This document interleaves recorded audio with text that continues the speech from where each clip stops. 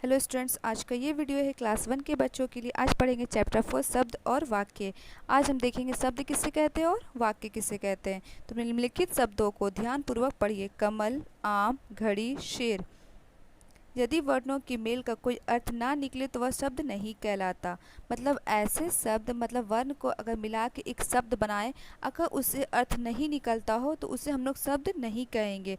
जैसे तातो। तातो कोई शब्द होता है क्या?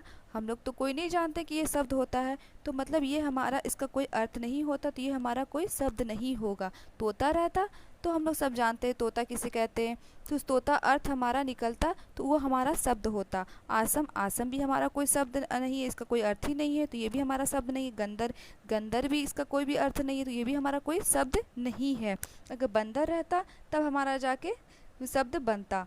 माम, माम भी कोई अर्थ नहीं है, इसका टंटा का भी कोई अर्थ नहीं है, इनका कोई अर्थ नहीं है, अतः ये शब्द नहीं है। मतलब इनका कोई भी अर्थ नहीं है, इसका कोई भी मतलब नहीं है, तो इसको हम लोग शब्द नहीं कहेंगे।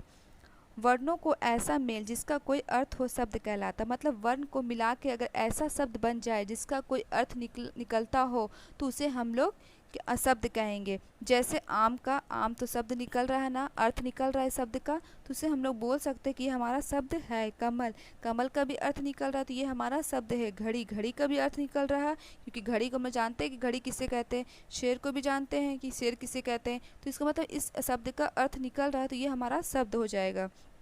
अब आइए देखते हैं शब्दों के प्रकार।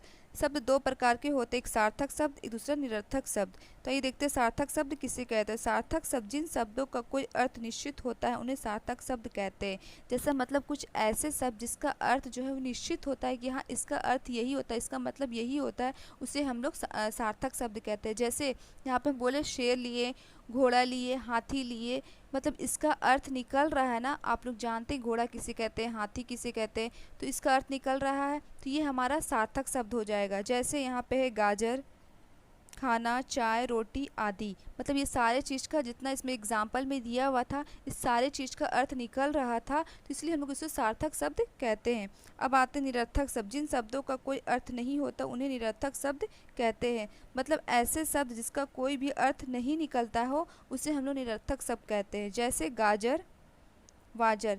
मतलब गाजर का तो अर्थ निकल रहा है, हम लोग गाजर किसे कहते हैं जानते हैं, लेकिन वाजर को तो हम लोग कोई जानते नहीं क्या होता है, तो ये हमारा क्या होगा, निरर्थक शब्द हो जाएगा। खाना, खाना को भी हम लोग जानते हैं कि क्या होता है, तो ये खाना हमारा सार्थक शब्द है। वाना, वाना तो नहीं जानते क्या है, तो ये हमारा निरर्थक शब्द हो जाएगा। चाय, चाय तो हम जान रहे क्या है, तो ये हमारा सार्थक शब्द। वाय, वाय तो पता नहीं क्या है, तो इसको हम लोग निरर्थक शब्द बोलेंगे। रोटी, रोटी भी जानते हैं क्या है, तो ये हमारा अर्थ है ये शब्द का, तो इसलिए हम लोग इसको सार्थक शब्द की श्रेणी में रखेंगे। और वोटी को नहीं जानते तो इसे हम लोग निरर्थक शब्द की श्रेणी में रखेंगे। आदि।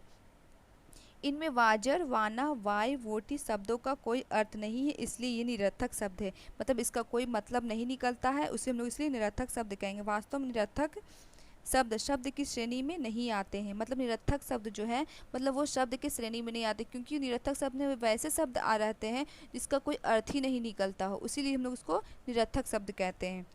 अब आते हैं वाक्य।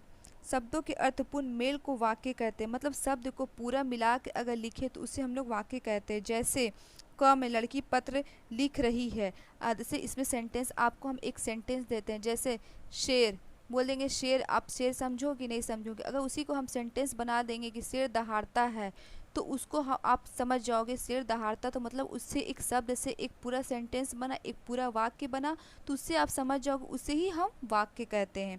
जैसे खा में है मोर नाचता है, उसी तरह इस प्रकार शब्दों के जिस समूह से पूरी बात समझ में आ जाए उसे वाक्य कहते हैं।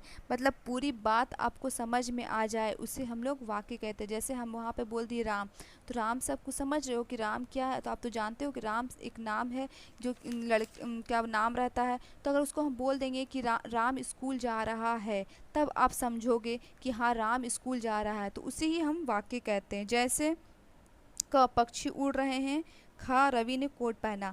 मतलब इससे आप समझ जा रहे हैं कि इस जिस शब्द को आप जिस शब्द से पूरी पूरी समूह से पूरी बात समझ में आ जाए उसे हम लोग वाक्य कहते हैं। ओके।